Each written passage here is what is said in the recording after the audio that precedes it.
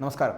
ലോക്സഭാ തെരഞ്ഞെടുപ്പിന് ഇനി മണിക്കൂറുകൾ മാത്രമാണ് ബാക്കിയുള്ളത്. അപ്പോൾ ഇവിടെ മത്സരം നടക്കുന്നത് UDF-ഉം LDF-ഉം തമ്മിലാണ് എന്നൊക്കെയാണ് തെരഞ്ഞെടുപ്പ് പോരാട്ടത്തെക്കുറിച്ച് പ്രതിപക്ഷ നേതാവടക്കം BD സതീശനടക്കം പറയുന്നത്. ത്രികോണ മത്സരം തൃശ്ശൂരിൽ മാത്രമാണ് നടക്കുന്നതെന്നും 20 സീറ്റും UDF ജയിക്കുമെന്നും ഒക്കെ അദ്ദേഹം പറയുന്നുണ്ട്. ഒപ്പം കേരളത്തിൽ നിന്ന് ഇടത് MP-മാർ ജയിച്ചാൽ അവർ കേന്ദ്രത്തിൽ ഇന്ത്യ മുന്നണിയെ പിന്തുണയ്ക്കുമെന്നതിന് എന്തുറപ്പാണുള്ളത് എന്നതുകൂടി അദ്ദേഹം ചോദിക്കുന്നുണ്ട്. ഒരു വാർത്താ സമ്മേളനത്തിൽ പങ്കെടുത്ത KPCC ആക്ടിംഗ് പ്രസിഡന്റായുള്ള MM ഹസൻ തെരഞ്ഞെടുപ്പിൽ ദയനീയമായിട്ടുള്ള തോൽവി ഉണ്ടായാൽ രാജിവെക്കാൻ മുഖ്യമന്ത്രി തയ്യാറാകുമോ എന്നുകൂടി ചോദിക്കുന്നുണ്ട്. കാരണം അത്തരത്തിലുള്ള ഒരു വിലയിരുത്തലാകും ഇത് എന്ന് കഴിഞ്ഞ ദിവസം ഗോവിന്ദൻ പറഞ്ഞു. തെരഞ്ഞെടുപ്പിൽ UDF എല്ലാ മുന്നൊരുക്കങ്ങളും നടത്തി കഴിഞ്ഞു എന്നും ഒരു കാലത്തും ഇല്ലാത്ത രീതിയിലുള്ള പ്രവർത്തനങ്ങൾ തന്നെയാണ് ഇപ്പോൾ നടത്തിയതെന്നും ഈ തെരഞ്ഞെടുപ്പിൽ UDF വലിയ തരംഗമുണ്ടാക്കുമെന്നും മോദിക്കും പിണറായിക്കുമെതിരെ തരംഗം കേരളത്തിൽ അലയടിക്കുന്നുണ്ട് എന്നും തെരഞ്ഞെടുപ്പ് ഫലം ഭരണത്തിൻ്റെ വിലയിരുത്തലായി കാണാൻ പിണറായിക്ക് കഴിയുമോ എന്നും ദയനീയമായിട്ടൊരു തോൽവിയാണ് ഉണ്ടാകുന്നതെങ്കിൽ രാജിവെക്കാൻ മുഖ്യമന്ത്രി തയ്യാറാകുമോ എന്നതൊക്കെയാണ് നമ്മൾ ചിന്തിക്കേണ്ടത്. അവസാന നിമിഷം CPM-നോടും പിണറായിയോടും ചോദിക്കാനുള്ള ചോദ്യങ്ങൾ എന്ന് പറഞ്ഞ് ഹസൻ പറയുന്ന കാര്യങ്ങളായിരുന്നു. വോട്ടിടാൻ പോകുന്നവർ ജനങ്ങളോട് കേന്ദ്രം ചെയ്ത വാഗ്ദാന ലംഘനങ്ങൾ മറക്കരുത് എന്ന് VD സതീശൻ പറയുന്നുണ്ട്.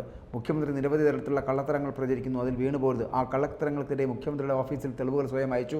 RSSകാർക്ക് വേണ്ടി കേസുകൾ അട്ടിമറിച്ചിരിക്കുന്നു. 300 കോടി രൂപ കരുവന്നൂരിൽ CPM കൊള്ളയടിച്ചിരിക്കുന്നു. എന്നിട്ട് എല്ലാം നോർമലാണെന്ന് മുഖ്യമന്ത്രി പറയുകയും ചെയ്യുന്നു. എല്ലാ സാമൂഹിക വിരുദ്ധ പ്രവർത്തനങ്ങളും CPM അനുമതി നൽകി BJP തെരഞ്ഞെടുപ്പ് തൂത്തുവാരുകയാണ് എന്ന് ഗോവിന്ദൻ MP ഗോവിന്ദൻ പറയുന്നുണ്ട്. കോൺഗ്രസ് 100 തികയില്ല എന്ന് കൂടി ഗോവിന്ദൻ പറഞ്ഞു വെച്ചിരുന്നു. രാഹുൽ ഗാന്ധിക്കെതിരെയും BJP മുഖ്യമന്ത്രിയും ഒക്കെ സംസാരിക്കുന്നുണ്ട്. എല്ലാ പ്രസ്താവനകളും ഒരേ സ്ഥലത്താണ് തയ്യാറാക്കുന്നതെന്നും അൻവറിൻ്റെ പ്രസ്താവന പോലും മുഖ്യമന്ത്രി പിന്താങ്ങിയെന്നുമൊക്കെ കോൺഗ്രസിൻ്റെ പ്രതിപക്ഷം കുറ്റപ്പെടുത്തുന്നുണ്ട്. സംസ്ഥാനത്ത് 20 സീറ്റ് നേടുമെന്നുള്ള അവകാശവാദം അവർ ഉന്നയിക്കുന്നുണ്ട്.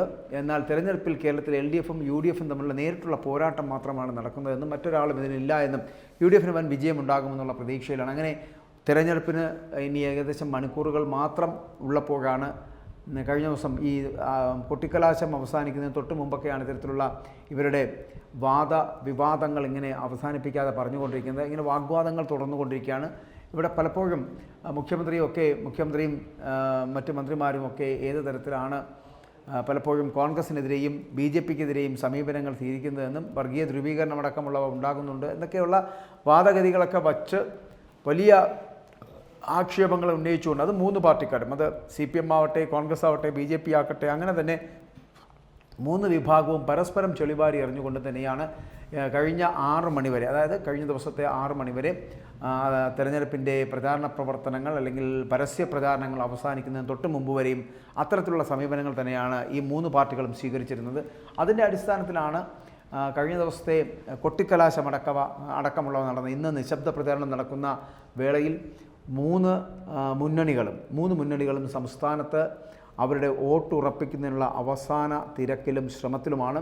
അതുകൊണ്ട് തന്നെ ഈ മുന്നോട്ട് വെക്കുന്ന കാര്യങ്ങൾ, ഒന്ന് BJPക്കെതിരെ ഉന്നയിക്കുന്ന അഴിമതി ആരോപണങ്ങൾ, മാത്രമല്ല BJPയെ ഇനി ഒരിക്കൽ കൂടി അധികാരത്തിൽ വരരുത് എന്ന് പറഞ്ഞുകൊണ്ടുള്ള UDF-ൻ്റെയും LDF-ൻ്റെയും ആക്രമണങ്ങൾ, ഇങ്ങനെ കൂടാതെ BJPക്ക് ഇനി ഒരു അവസരം നൽകൂ എന്ന് പറഞ്ഞുകൊണ്ടുള്ള ഫിർ എക് ബാർ ഫിർ മോദി സർക്കാർ എന്ന് പറഞ്ഞുകൊണ്ടുവരുന്ന BJPയുടെ തന്ത്രങ്ങൾ, ഇങ്ങനെ തന്ത്രങ്ങൾ ഒരുക്കി സംസ്ഥാനത്തും ഇന്ത്യയിലും തങ്ങളുടെ അധികാരം ഉറപ്പിക്കുന്നതിനുള്ള ശ്രമമാണ് BJP നടത്തിക്കൊണ്ടിരിക്കുന്നത്. ഒപ്പം തന്നെ LDF-ഉം UDF-ഉം അതിനോടൊപ്പം തന്നെ ചേർന്ന് മുന്നോട്ട് പോകുന്ന പ്രവർത്തനങ്ങൾ കാഴ്ചവെക്കുന്നു എന്ന് വേണമെങ്കിൽ പറയാം. അങ്ങനെ ആരോപണങ്ങളിലും ഒപ്പം തന്നെ വാദപ്രതിവാദങ്ങളുമൊക്കെയായി കഴിഞ്ഞ 24 കഴിഞ്ഞ ദിവസം വൈകുന്നേരം 6 മണി വരെ തെരഞ്ഞെടുപ്പിൻ്റെ വൻ പ്രചരണ കോലാഹലങ്ങളായിരുന്നു. പക്ഷേ അതിനുശേഷം ഇപ്പോൾ പ്രതിവാദങ്ങളും വാഗ്വാദങ്ങളൊക്കെ ഉണ്ടെങ്കിൽ കൂടിയും അതൊക്കെ വളരെ നിശബ്ദമായിട്ടുള്ള പ്രചരണങ്ങളിൽ അവസാനിപ്പിക്കുന്നു എന്ന് വേണമെങ്കിൽ പറയാം.